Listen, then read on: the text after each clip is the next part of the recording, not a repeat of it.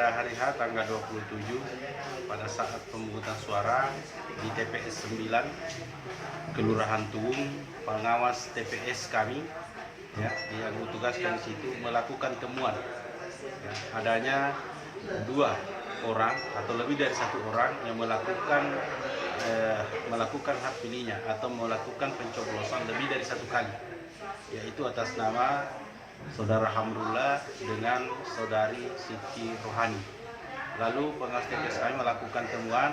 Dari temuan itu kami plenokan, Panwas Kecamatan Baru melakukan pleno dan memanggil seluruh saksi-saksi terkait dengan kasus itu.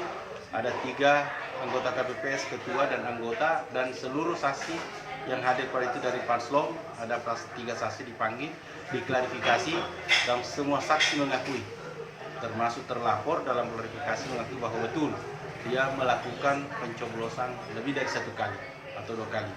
Nah, setelah diklarifikasi, maka Panwas Kecamatan melakukan kajian, dan kajian tersebut dapat disimpulkan bahwa kasus ini terpenuhi unsur melanggar pasal 122 ayat 2 huruf D dari Undang-Undang Nomor 10 Tahun 2016, sehingga Panwas Kecamatan berdasarkan aturan itu bahwa 2 hari setelah hari H wajib merekomendasikan ke PPK.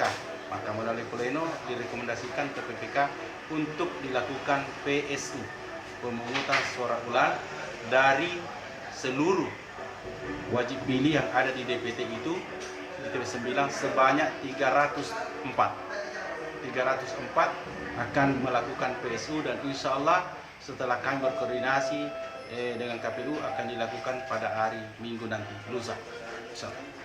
Terkait dengan itu Pak, apakah ada pelanggaran lain selain di TPS 9 secara umum Pak? Tidak ada baik temuan maupun laporan, hanya yang ada di TPS 1 itu yang dilakukan ada pelanggaran, ada masyarakat yang memilih lebih 1 kali. Selain dari 423 TPS di Kecamatan Baru, di Kabupaten Baru, hanya 1 TPS yang bermasalah, yaitu di TPS 9.